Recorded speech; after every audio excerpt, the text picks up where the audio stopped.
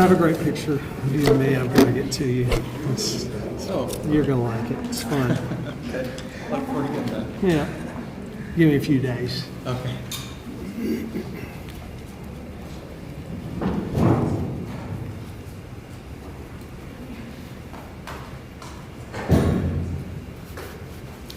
Thanks for joining us again today.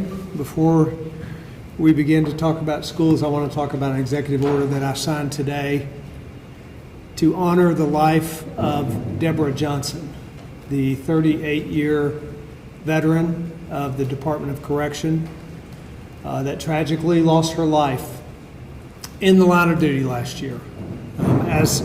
Because of this executive order, the Tennessee Prison for Women will now be named the Deborah K. Johnson Rehabilitation Center to honor her legacy of service, the life-changing work that she did with both inmates and her colleagues. And while we continue to mourn the loss of Deborah today, with this executive order, we honor her life and her legacy. We're going to focus our time together today on the safe reopening of schools and the work that we're doing to ensure that our students receive a quality education here in the state. Commissioner Schwinn's joined me and will be up in a moment to talk about next steps and what teachers and parents can expect. Reopening our schools and reinstating in-person learning is the single greatest challenge that our state faces today. And our administration takes this challenge very seriously. As the CDC notes, no other setting has more influence on a child's health and well-being than their school. And that's especially true for low-income students, for minority students, for students with disabilities who depend on the services and the stability that in-person learning provides.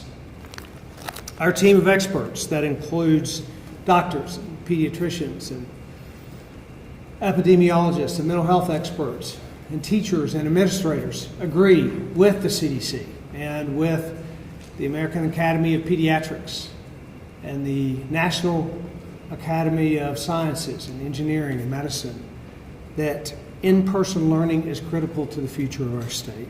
Parents need predictability, teachers need support, and our kids deserve our wholehearted effort to make sure that our 2021 school year is a success.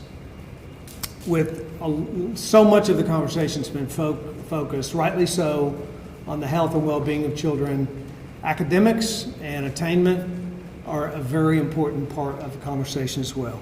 A recent study by Northwest Evaluation Association uncovered some very concerning trends with our kids. In the summer after third grade, kids lose on average 27% of their attainment that they received the year before in math. By the time kids are in the 7th grade, that loss equates to almost 50% of the attainment in math that they received in the year before. The longer our children are out of the classroom, the more they lose. To put that in perspective, Tennessee currently ranks 25th in 4th grade math attainment. We're in the bottom half in 8th grade math attainment. And while our kids have made tremendous efforts and our educators have done a significant level of work to move our kids forward in the last 8 or 9 years, we cannot regress. Times are uncertain for sure, but the Department of Education is committed to providing teachers the tools they need to be sure that our kids get the quality education, especially in this time, and particularly in a virtual setting. The Center for Reinventing Public Education notes that Tennessee is just one of 15 states that they assess have provided a strong academic plan to provide remote learning for students in combination with the in-person learning that we're putting in place. I want to commend Commissioner Schwinn and her team for setting high expectations for both in-person learning and for remote learning to make sure that we work together in partnership with teachers and with the districts to make sure that our kids, again, have a successful 2021 year. So with that, Commissioner, I'll ask you to come up and make comments, and then we'll have a health report.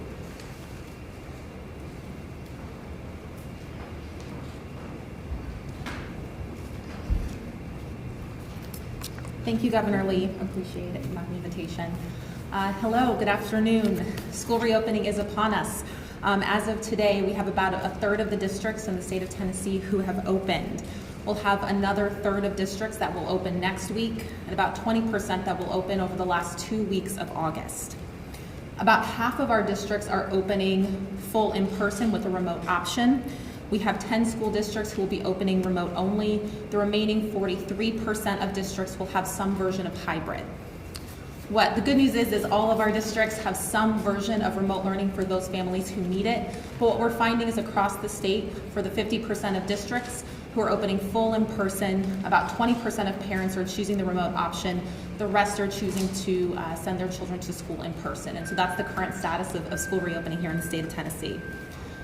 One of the things that we've been working on, and I think to the governor's point about focusing on high quality instruction for all students, regardless of the seat that they are sitting in, is we've been working as a state on continuous learning plans. Now, these are plans that help outline what learning should look like in a remote setting if a child is being educated in that way. I want to give a brief update on that because, again, wherever a child is sitting, they do deserve the right to a high quality education, and we are helping to make sure that that takes place. Our districts have been working incredibly hard. We've received 222 plans as of this morning. 100% of our public charter schools have submitted plans, and we have plans for about 2/3 of our school districts. The remaining 1/3 have an extension until the end of the month based on their reopening plans. In all cases, approved plans demonstrate a high bar for the education they will be providing for their students. And I want to commend both the superintendents as well as their district teams for putting so much time and energy into very creative solutions for what has been an unexpected year. And so they've been just working incredibly hard throughout the summer on these plans. Last week we talked a little bit about PPE and some of the resources that we are devoting as a state to help keep staff safe and healthy when they return to school buildings. I want to again thank the governor for investing $77 million in teacher kits. On top of that, there are nurse kits, and we are excited to say school nutrition workers and additional staff will also receive critical supplies. Now, this is on top of what we already expect our districts to be providing to their schools and to their district sites. We know they are doing that investment and working really closely with school sites to provide as much safety material and equipment as possible. But our teachers will receive masks, face guards, disinfecting wipes, and hand sanitizer as well as gloves. Those initial supply kits are in process of being delivered. Some have been delivered already. And we have a single point of contact at every school who, when supplies get low, will be able to refill and restock and reorder. And that way, all teachers and staff will have those critical materials throughout the school year. But today, and I want to thank TEMA, they've been phenomenal in making sure that that gets out very, very quickly. Today, though, we're here to talk about academics. We are very proud that we are one of a few states who have prioritized both the health and safety of those folks who are returning to school buildings, but also ensuring that we continue this very strong legacy in Tennessee of accelerated student achievement and growth. And so today we are launching Best for All Central. Best for All Central is an online academic tool, and it will provide school leaders, educators, and families with a suite of academic resources to support student learning in any environment and context. First, there are professional development resources. Now, we've talked a little bit about how we offered free principal professional development through the University of Tennessee at Knoxville, as well as free teacher professional development through Trevecca throughout the summer.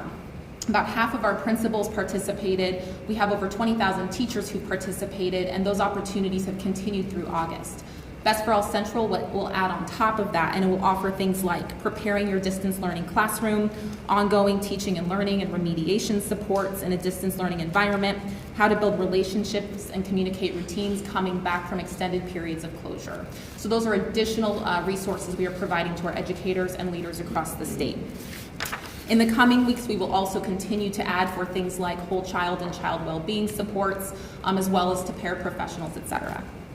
The tool also has a standards navigator, so for those folks who get really wonky in education, it's a fun tool that you're able to navigate all of the Tennessee state standards for parents to be able to understand what the expectations are with the standards and then link those to actual assessment items that have been used previously on state tests. So if you want to be able to support or check your child's growth at home, you can look up any standard and it will be able to, for math and English, connect to an actual assessment item to see how your child is progressing. Again, we want to make sure that families and educators have as much information as possible as we navigate this year together with our schools and our communities. These resources are available in math and in English language arts, and we will have additional subject areas in the coming weeks. Additionally, we have a series of instructional videos on the site. Those will be in ELA, math, and science, and we will have additional content areas added. And again, that is so families and educators are able to see an entire school year of instruction on video, so that regardless of where the child is being educated, and also because we know that teachers are going to be using some very interesting school models this year, they're going to have additional opportunities to provide remediation for in-person learning for those students who need it. This is a suite of resources that allows for greater flexibility both at home and in the classroom. I want to say thank you to Hamilton County Schools, Overton County Schools, Fentress County Schools, and Marshall County Schools. The educators in those communities are providing a lot of the resources for these videos, and we are offering additional grants to districts who want to submit additional videos. But again, this isn't just the Department of Education. These are superintendents and districts working together with the department to be able to produce resources for all of our educators and families to use across the state. The next site that we are launching today in partnership with Best for All Central is a family remote learning site. It's called Bridging the Distance, Family Remote Learning. I want to say a very special thank you to Trevecca University, who has led this work and provided a pretty phenomenal resource for families.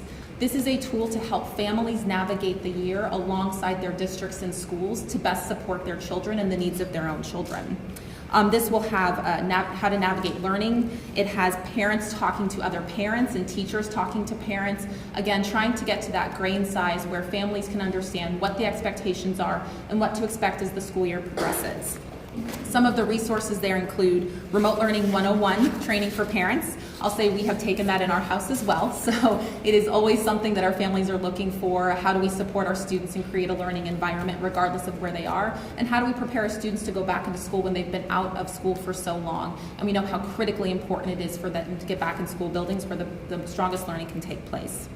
It also has videos, as I said, from parents and teachers to one another, and supports for families with children with disabilities to help ensure that they receive the services necessary to continue to grow and progress.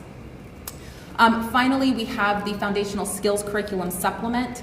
I think most of you know how critical literacy is to our youngest learners and how difficult it is to do that remotely. We know that with school building closures in the spring, too many of our students did not have access to really strong literacy instruction for now 5+ months. The most effective literacy instruction does happen between a teacher and the student in the classroom, and so when we have larger gaps like we've had now or school building closures, it becomes more important than ever that we continue to support and promote effective literacy instruction. So we have this free, completely free, online and optional resource and tool for families and educators to use, again, to support literacy instruction for our youngest learners and to make sure that if there are gaps that they're able to catch up, especially in these critical first months of school. And then finally, I'm very excited to announce that on top of the $50 million that Governor Lee has invested in technology, which purchased over 250,000 devices for students across the state of Tennessee, there is a $15 million grant that we are announcing for Wi-Fi and MiFi.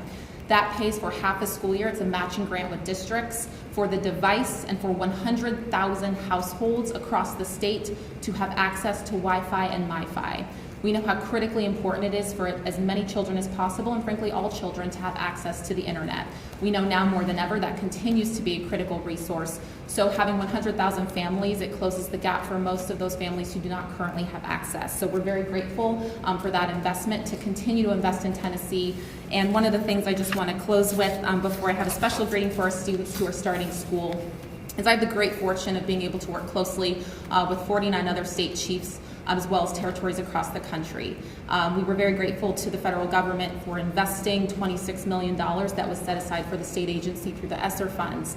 But with all of the funds put together, we have almost 10 times that money for K through 12 education, and that's because we have a governor who invests in education. I know our districts are very grateful for that, especially as we reopen schools. To those families and students who are starting, my 2 started yesterday, or the day before yesterday, hang in there. It's going to be a great year, and your superintendents and your districts have it under control, and they're ready for you.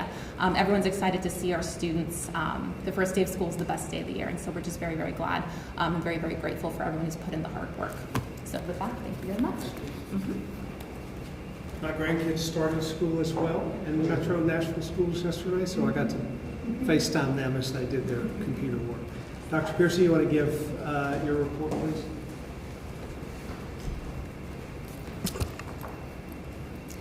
Good afternoon. Thank you, Governor. I will not restate the vast amount of information that the Governor and Commissioner Swin have just gotten through talking about, but I did want to give a few health highlights. We continue to work very closely in the Department of Health with the Department of Education, and quite frankly, Commissioner Swin and I have been hip to hip for several weeks now, and I think we're making some good progress. We really want to remind ourselves and you guys about what our role is here. Our role is to advocate for students and to empower parents and to support teachers and to assist districts. And that's why we've been working diligently to make sure we have appropriate guidance and to answer any question that comes up, and there will be some unanticipated ones, and we're trying to preempt those as well. But we appreciate everyone's support and their patience as we're working through this. You know, as already has been mentioned today, the benefits of in-classroom learning go well beyond educational needs. There's physical health, there's nutritional health, social and emotional well-being, and quite frankly, also child safety.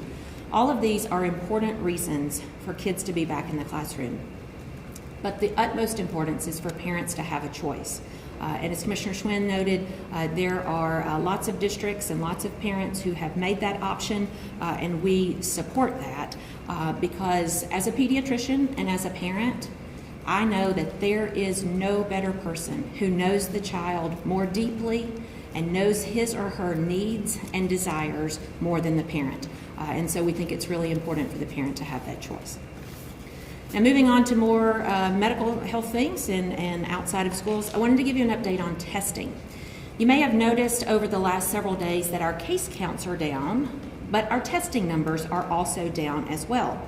We've seen that trend here in Tennessee. It's not dramatic, but it is noticeable. We've seen it here in Tennessee, and there was a report yesterday that it's down nationally, maybe as more than 3.5%.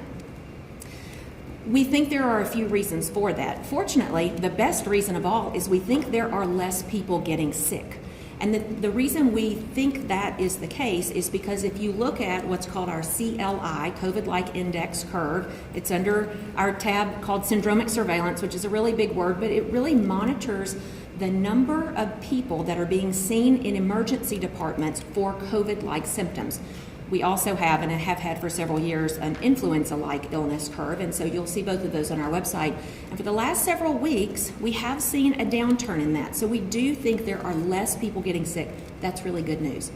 However, there are a couple of other things that may be driving that lower testing demand that may not be such great news. One of them is maybe neutral, not necessarily negative. We are prioritizing screening and lab throughput based on symptomatic people. And now I want to remind you, at the health department, any local health department, you can still get tested, symptoms or not, but many providers, clinics, and labs are prioritizing symptomatic people. So that may result in some lower testing numbers than we've had. And probably the thing that's most concerning, and if this applies to you, I want you to listen closely because it's very important that you not let this get you down. I think there are some people that are avoiding testing because of the delays in lab processing that we've had. Again, not specific to Tennessee, it's happening nationally. But my fear is that some people are having some symptoms, perhaps even mild, and they don't get tested because they're dissuaded by the long turnaround time. I want to take this opportunity to remind you how critically important it is that you get tested if you have any COVID symptoms or if you've been exposed and are not feeling well. It's critically important that you do that so we can make sure we know who's positive and be able to mitigate the spread. One more note on that, I wanted to give you a brief update on the actual lab turnaround time. It is still hovering just north of 3 days, but we are starting to see some glimmers of hope in throughput. We're starting to hear reports from specific labs as well as specific clinics and hospitals that the turnaround is getting a little bit faster and that their backlogs are clearing out. And I know this has been the result of a tremendous effort of our labs as well as our providers, and I want to continue to acknowledge and thank them for that. And finally, it's been a while since we've talked about it, so I wanted to give you a little refresher on isolation versus quarantine. I hope you never have to use this advice, but if you do, I want you to make sure you're following appropriate guidance. We hear the terms isolation and quarantine being thrown around a lot interchangeably. They actually mean different things, and they are for different categories of people. Isolation is what you do when you've been diagnosed. It's when you're sick. And by and large, it's 10 days. It's 10 days from the time of symptom onset. And after 10 days, if your symptoms are better and you've been fever-free for at least 24 hours, you're good to go. If you never develop symptoms in the first place and you're asymptomatic, it's just 10 days from the date of the test. Now, here's the tricky part that really trips up a lot of people. It's a pretty common desire and myth that you need a test at the end of that to make sure you, quote, test negative. That is absolutely not recommended. That is not needed. In fact, the CDC actively discourages you, if you have had a positive test within the last 3 months, to not be retested unless you have extreme circumstances or perhaps a new illness. So when people get tested unnecessarily, that contributes not only to the backlog in the lab, but it also contributes to the time that they're out of the workforce, they're out of school, perhaps out of earning income. So it's really important after those 10 days, go back to work, go back to school as long as you're feeling well. Now, contrast that with quarantine. So that was isolation. Let's talk about quarantine. And a lot of people use quarantine to talk about what they do after they get sick. That's technically not the right term, but we'll let it slide. But for quarantine, that's what you do after you've been exposed to a confirmed case. Brings up an opportunity to talk about what exposure really means, and that is close contact. It is not passing by somebody at the front desk. It's not meeting someone in the hall or seeing somebody from across the room. It's defined as less than 6 feet for 10 minutes or more.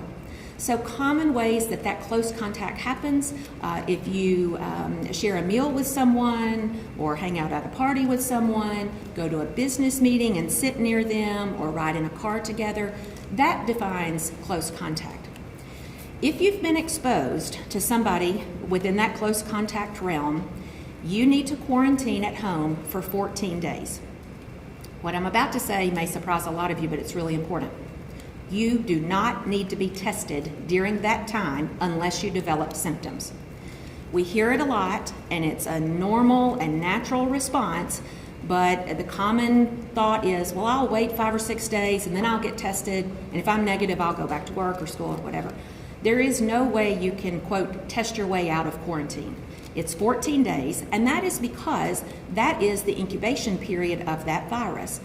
It likely will show up much sooner than that, but in some people, it could take the entire 14 days.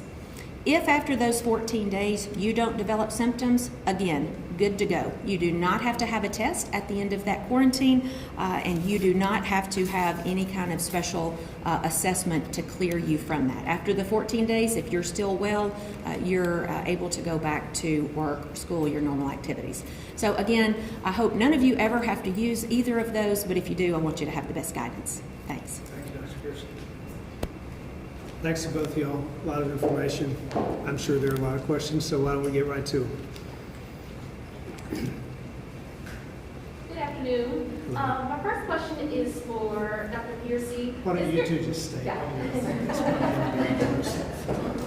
Is there an update at all on how you will collect data for COVID-19 in schools? I know, for instance, I was just looking at some data, and I noticed in North Carolina, for instance, they do it twice a week, Tuesday and I believe Friday, and they look at clusters in schools and in daycare. So is there an update on how you guys will actually do that? And then my second question is for the Education Commissioner. In terms of MiFi and Wi-Fi, I know that that's great news that it's going to be distributed to kids, but do we know how it's going to be distributed? We all know most likely low-income rural communities, people of color often are disenfranchised. So is there a way that you guys are going to distribute that to those communities that need it the most?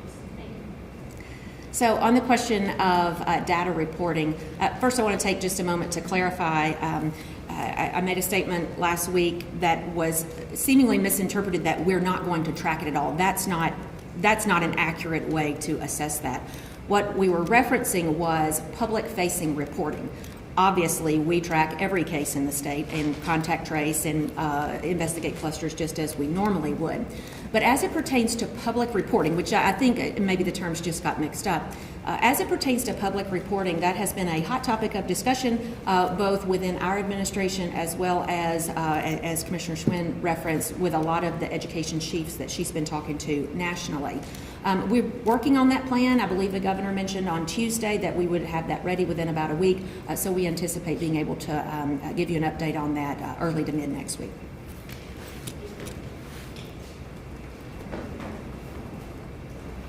So first of all, thank you for asking about that. I think it's one of the issues that we talk a lot about within education communities, and I think it's really highlighting some of the needs that we can use this time to fill. So yes, so districts will have equal opportunity to the devices, but it will be prioritized for those families who need it. We know that right now districts are using some of their federal relief funds as well as some of the initial investments from the Department of Education to purchase those for families who don't currently have access at home. That tends to be families who are either low income, many of our urban and rural families, and then I think a larger proportion, as you said, of children of color. And so we are seeing that will fill most of those needs statewide for those districts who choose to participate. It is a reimbursement grant similar to the technology grant we announced earlier. So districts who are purchasing both the actual box as well as the service for a year, the department will essentially pay for half of the cost of that. Districts then match funds. Again, that opens up and frees up more funds for more devices and more supports for students. But again, 100,000 households, most of those households have multiple children who will now have internet access. We think it's incredibly important, not just to address the pandemic, but frankly for children to have access to that regularly. So we're very excited about that. Thank you. Hi, Governor, can you react to the Supreme Court ruling yesterday that will restrict absentee voting in the American coronavirus? And if we are allowing approximately 20% of parents to keep their kids home from school to avoid exposure to the virus, why would the state require voters, many of whom are older and therefore more vulnerable, to physically go to the polls? Yeah, it's really important, obviously, that people have the opportunity to get out there and vote. What the Secretary of State's done through his office, and I think that's what the courts recognized, is that they worked really hard to create a safe environment so that poll workers, so that folks that go to the polls can do so safely and can feel confident. There are a vast list of reasons why you can vote absentee, why you can vote absentee, and when you should be able to vote absentee. I think that's how the court made their decision, was based on what they felt was appropriate to give folks the opportunity to vote, but do it in a safe way. You feel it was the right decision? I do. Did you vote in person then? I voted early last week. This question is either for the governor or Commissioner Schwinn. It seems that the remote learning materials and the Wi-Fi's are going to be really useful for families. But with those funds, there's a lot of districts that are having issues getting actual physical Wi-Fi and laptops. Metro Nashville schools won't have all of their laptops until November. So what can the state do to help get physical laptops in front of kids to ensure that they're getting 180 days of quality instruction? Yes, so we are aware across the country, as you can imagine, everyone's at a race for the laptops. One of the things that we did do is we did do a state negotiated contract in February as soon as we saw one of the first cases hit, which has actually allowed for those districts who have purchased off the state contract to get earlier access. It essentially bumps them up in the queue. So we have seen that many of our districts have been able to get laptops for that reason. So we do have some districts, as you noted, locally who purchased on their own contracts, and there have been delays in shipments. Those usually extend to August, September. We have heard of some of those last delays going until October and November. But again, what I would say is that the majority of our districts are going back in person. We want to make sure every single student has access to a quality instruction. So for those districts who are relying on laptops, either because parents have chosen to educate their children in a remote environment, or because we do have those 10 districts who are educating their children in a remote environment, we are encouraging creative solutions. So things like those laptops and computers that are currently sitting in classrooms, we know some districts are sending those home. There are also alternative devices that we are suggesting you can invest in that are ready. When you think about tablets, for example, younger students can usually navigate those pretty well with what the curriculum and instruction suggests. So we're working closely. We've also told districts that we have a concierge service so they can actually call our IT department and get one-on-one support on some of the solutions that are also available. Are you guys concerned about the students who don't have laptops and school started this week, so they're basically sitting at home not having access for a week? Absolutely. Every single student in the state, by statute, and I think just by our own responsibility and obligation to them, is entitled to 180 days of instruction. The state board passed 6.5 hours in a remote environment for 1st through 12th, 4 for kindergarten. They are entitled to those minutes of instruction, and we know for those students who don't have internet access and who don't have devices at home, oftentimes are experiencing achievement gaps as it is. And so if they are not getting that access or they don't have that access, it is the responsibility of the district and of the state to find solutions to ensure that they do not fall farther behind. We know how hard it is to catch up, and we just don't have time to waste on a child's education. My other question is for Dr. Stacy. As you know,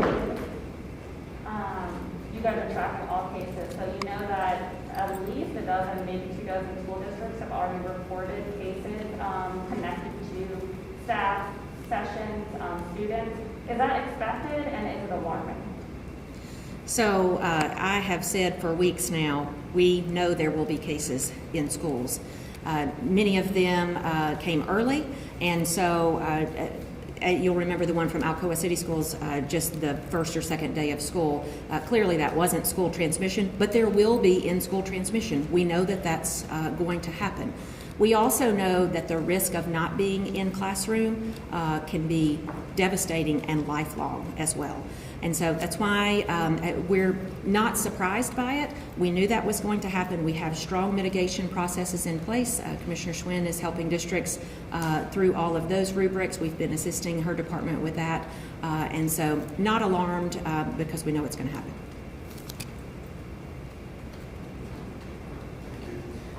Hi, Governor. So, Joe? Happy election day. You Yes, sir. told the Tennessee. Just glad it's not my election day. Sorry? I'm glad it's not my election day. You're right there. You told my colleague from the Tennessean that you voted early, but I didn't hear you say who you voted for in the Republican Senate primary. Do you want to share with us?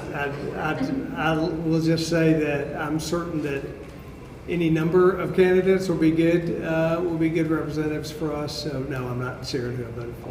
Are you sure? I'm sure. Just have to ask. Also wanted to ask. You didn't really want to waste your question on that, did you? Really, I also wanted to ask either Commissioner Schmidt or Commissioner Creasy about contact sports. We know those have resumed, but we also have seen reports that in Greenville High School and middle school, there's already been a couple of positive cases in the middle school and high school related to sports teams. How can you ensure that kids are safe, but also having this participation in these contact sports where people could, have close contact? You answer. Let me preface this by saying, like any good Southern woman, I love football just as much as anybody else does. But talk about a higher risk activity. It's higher risk than sitting in a classroom when you are sweating and hitting people in a contact sport. We also know that sports are crucial to people's well-being, mental well-being, physical well-being, and so what we tried to do with the sports guidelines is make it to where they can participate in the safest manner possible. But I'll remind you, just like with in-classroom learning, you don't have to do it. And I think we've seen some reports lately of some athletes opting out for a season, and that's perfectly acceptable as well if you don't want to bear that additional risk. I am pleased with how the guidelines turned out, and I think it does allow for sort of the safest manner possible, both for participants and for spectators.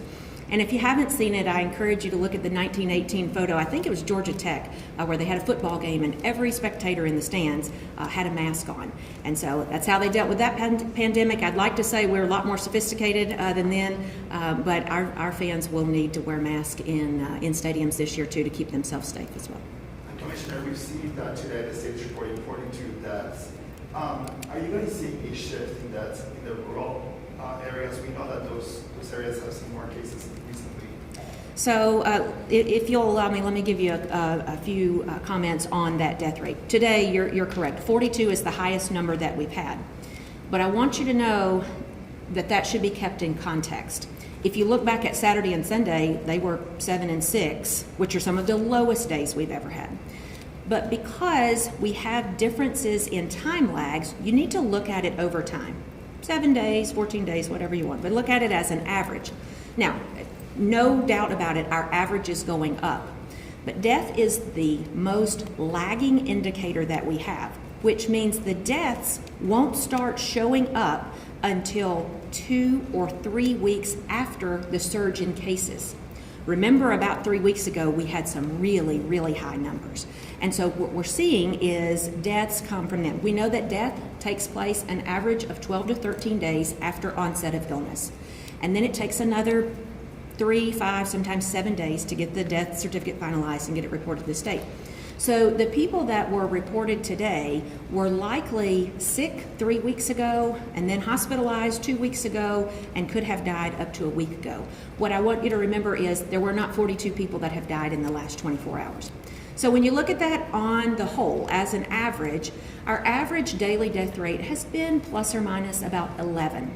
It's going to go up. I mean, if you look at the last 7 days, just some rough math over in my chair over there is about 20 plus or minus. And so we're watching that trend go up, and we know that deaths will go up as case counts go up. And so we're starting to see that because it's a lagging indicator of what happened a few weeks ago. So, and to your point about rural, it's happening everywhere. The rural cases are going up. We know our population in rural areas have higher comorbidities and are oftentimes an older population, so we expect the deaths there to be at least commensurate, if not higher.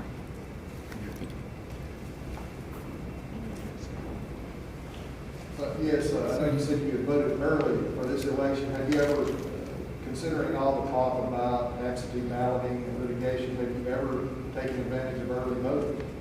You mean of absentee voting? Yes, excuse me, for absentee balloting. I don't recall voting absentee. I'm 60, so I voted a bunch of times, but I don't recall voting absentee. I think mostly just, I may have voted absentee in college, but I don't remember. Right, and when you were in Alabama? In the state of Alabama. Not the University of Alabama. That's correct. I guess one of my questions, though, it looks like turnout is really just a trickle today in Metro Nashville, and also I believe it's kind of pretty slow in Memphis too, Shelby County. Considering all the talk about absentee balloting, why did the state just go ahead and make a big push during this pandemic to make it more accessible and just go along with all these people that have brought litigation to the state instead of fighting in an effort to make it easier for people to, stay at home and vote, and so they didn't have to worry about going to the polling places wearing masks. Yeah. Going through all of that.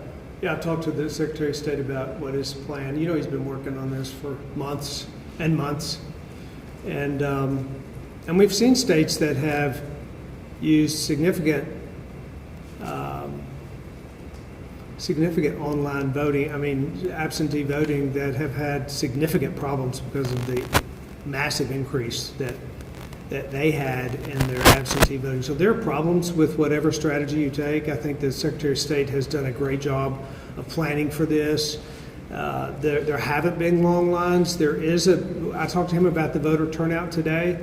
Considering the type of election that it is, it's not unusually low. We don't know what the turnout's going to be yet, but I would just say I think the Secretary of State and his office and the direction of the state has taken the right approach to this, and it's been it's been a good outcome so far.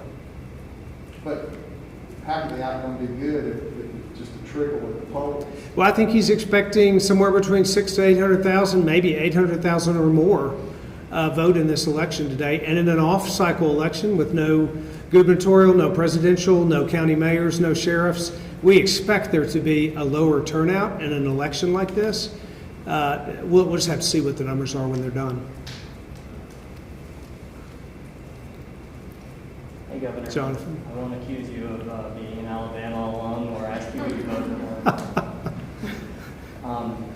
In Hamilton County said yesterday that there was an exposure at the Lincoln Day dinner there where hundreds of people were there. A lot of them weren't wearing masks. You didn't attend, but just kind of curious, what have your criteria been for deciding whether to go to political events or not, where Republican events have been largely unmasked, especially for the campaigns and that sort of thing. And then my second question is for Dr. Piercy, have there been outbreaks or issues from campaign or political events that have been significant? So my criteria for any event, and I certainly don't travel as much as I have in the past, and I don't attend nearly as many events as I have in the past, but when I do attend an event, I do everything I can to make sure that I'm safe and that I'm not a potential threat to somebody else. So wherever I go, whatever I do, I distance and wear masks. And if I don't believe that I can do that in that environment, then I generally am not there. If I can't protect myself with a mask, which I do, then I won't be there. But I have a mask all the time now, and I wear it most everywhere I go. So that's my criteria. Have you skipped out on political events? You don't have to tell me specific ones because of concerns. No, I haven't skipped them. I mean, I have not attended nearly as many events as I had before because we're not traveling nearly like we used to. But no, I haven't missed events because of because of any reason other than it's not in our scheduling. And you had a question, Dr. Pierce? Related to clusters or outbreaks in political events, I'm not aware of any other than the one that you mentioned. I read about it in the lay media, but we have not tracked any, to my knowledge, from any of the events that have taken place in the last few months. Phil? Hello, Governor. You say you are following the CDC guidelines, but the CDC guidelines say if someone in a classroom tests positive, then everyone in that classroom should be tested and quarantined. Your plan does not follow the CDC guidelines. You said last week it was because of a lack of testing capacity. If we do not have the capacity to follow CDC guidelines, how can we safely reopen schools? Well, we follow the guidelines to the extent that we think that's possible. The turnaround time in testing obviously creates a real challenge for congregate settings like schools.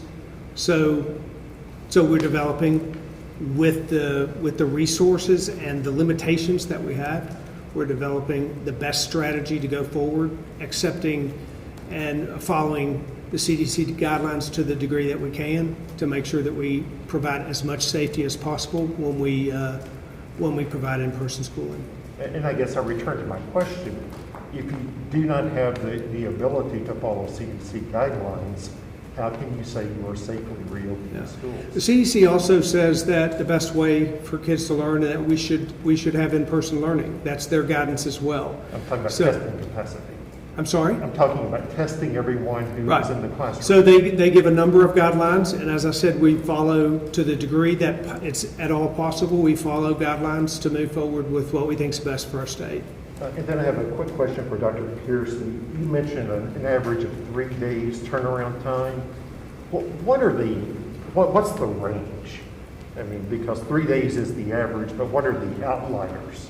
Sure, yeah, that's a fair question. And before I answer that, I just want to reiterate that that's 3 days in the lab.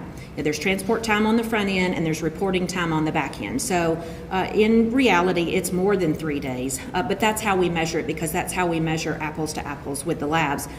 Labs can't really control how long it takes people to get the samples to them. The range is anywhere from a half day to 7 or 8 or 9 days. We have seen reports as long as 11 and 12 days, not so much in the last couple of weeks, but the shortest turnaround times are typically the hospitals that run their own, on their own patients, and that's of utmost importance, because if patients are in the hospital, they need quick results.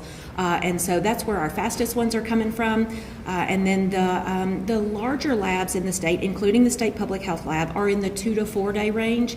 And then the big national labs, the LabCorp and Quest, are still dealing with a lot of backlog. They're closer to the 6 to 8 day range. Would you agree with other experts who say that test results of 11 and 12 days out, maybe longer, are virtually useless? Absolutely. They're useless. If it takes that long to get a test result back, we can't do appropriate tracing. We can't do appropriate isolation or quarantine, as it were, we just talked about. And so it is a significant detriment to our efforts to have extended turnaround times like that. That's why we're so motivated to change them. So are we failing those Tennesseans? And I think Tennesseans have really stepped up, and particularly Tennessee Labs. You'll remember early in this, it was one of our critical key success factors in the testing ramp up that we had back in April and May. Our commercial private labs in Tennessee really stepped up to the plate. And, you know, they wanted to build their business, and they've got them built now. And so now they're trying to scale to match that. And they have literally bent over backwards. Many of them are operating 24 hours a day or working towards that, as are we in the state lab, using expensive contract staff, trying to pay extra for equipment to get there sooner. And so they're really doing everything they can. As Commissioner Schwinn referenced on the devices, there's a national competition, if you will, for supplies and equipment. And so I think our Tennessee labs are doing a great job and are really ticking away at that turnaround time. Thank you. Let me add too, Phil, that we have used that lab reporting data to determine and to provide guidance and advice on where to direct, whether to use this lab or that lab. So it's been helpful. While there's a widespread national problem, that information that we have allows us to direct tests to labs that have shorter times than longer times. Yes. Doctor, the legislature recently appointed a study committee to review the powers of the executive branch during a state of emergency. I wondered if you've had any conversation with legislative leadership before that committee was appointed? I haven't spoken to them at all, to some of the legislators I speak to that are on that committee, but not about the work of that committee at all. Thank you. Thank you all. A lot of information, a lot of great questions. Thanks for, as I say, disseminating information that's valuable to people of Tennessee in the midst of an incredibly challenging but hopeful day. And I got a lot of questions about elections. Remember, everyone, it is election day. If you still have, looks like 3 hours or so to get out to the polls. There are not long lines, so we understand. So exercise your right to engage with the government and get your vote. And by the way, if you haven't been to the polls yet, you're going to go after work or after this afternoon, please wear a mask. It's not required at a polling booth, but we certainly believe that it's essential for you to provide for your own safety, and especially to provide for the safety of those poll workers that are out there. I want to commend those poll workers that are out there today working with their PPE and making sure that their polling stations are safe. And I also thank Secretary of State Trey Hargett for his hard work. This is a big day for that office. They've worked for months to make sure that we have free and fair, and in this pandemic, safe elections. So thank you all.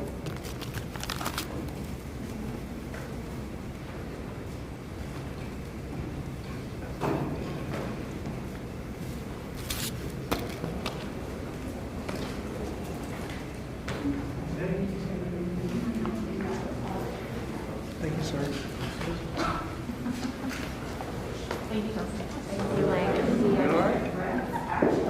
So I'll let y'all pick it out, but.